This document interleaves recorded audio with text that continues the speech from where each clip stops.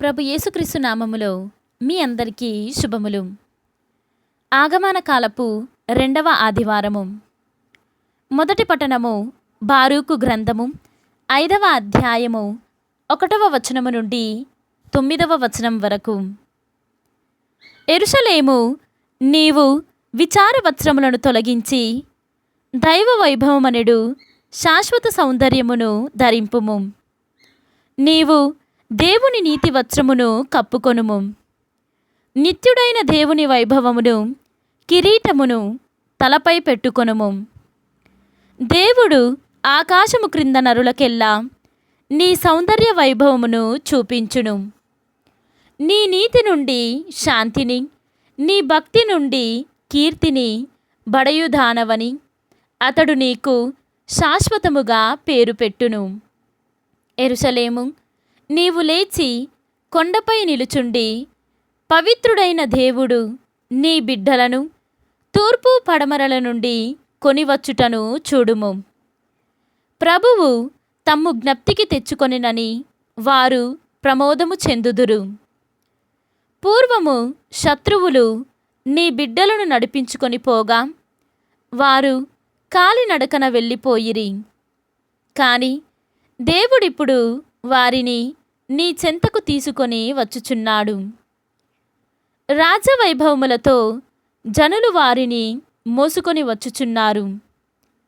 ఇజ్రాయేలీయులు దైవ మహిమతో సురక్షితముగా తిరిగి వచ్చుటకై ఉన్నత పర్వతములను, శాశ్వత నగరములను చదును చేయవలయునని, లోయలను పూడ్చి నేలను సమతలము చేయవలయునని దేవుడు ఆజ్ఞాపించెను. దేవుడి ఆనతిపై సుగంధ వృక్షములతో కూడిన అడవులు పెంపు చెంది ఇజ్రాయేలీయులకు నీడనిచ్చును. దేవుడు ఇజ్రాయేలీయులను తోడ్కొని వచ్చును.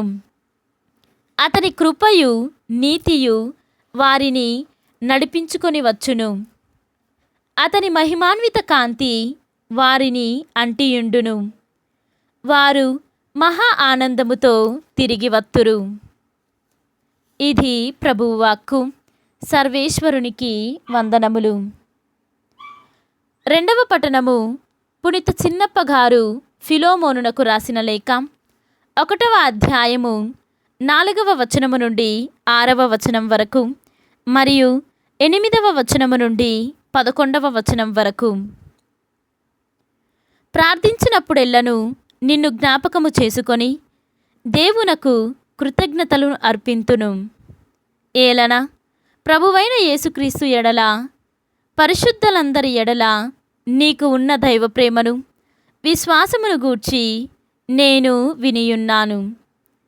విశ్వాసమునందు నీతో మా సహవాసము, మనము క్రీస్తునందు కలిగి ఉన్న ప్రతి ఆశీర్వాదమును మరింత సుబోధకమనర్చునుగాక అని నా ప్రార్థన.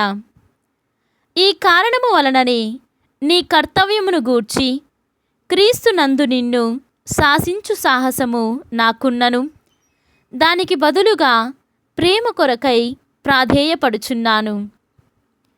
యేసుక్రీస్తు కొరకు రాయబారి ఇప్పుడు బందీయును అయిన పౌలు ఈ మనవి చేయుచున్నాడు.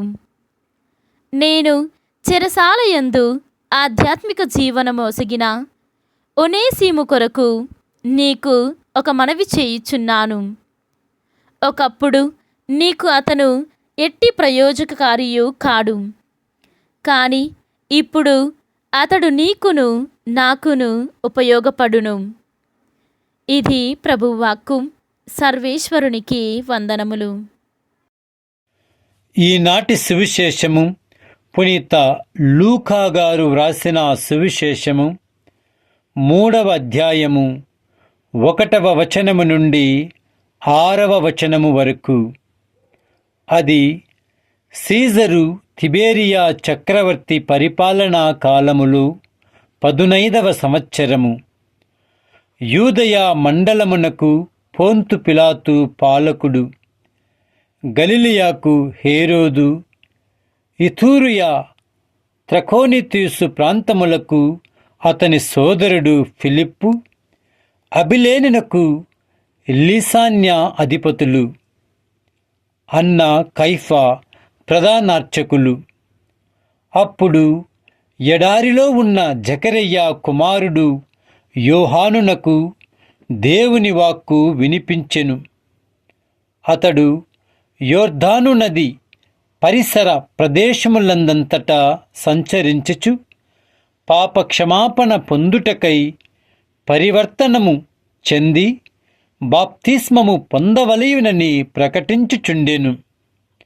యెషయా ప్రవక్త గ్రంథమందు ఇట్లు వ్రాయబడెను: ప్రభువు మార్గమును సిద్ధమునర్పుడు, ఆయన త్రోవను సరళము చేయుడు అని ఎడారిలో ఒక వ్యక్తి కేకలిడుచుండెను.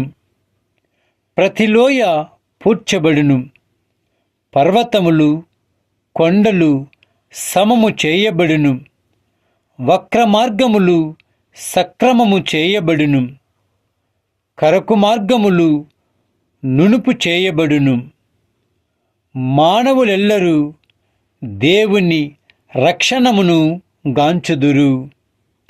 ఇది క్రీస్తు సువిశేషము. క్రీస్తువా మీకు స్తుతి కలుగునుగాక.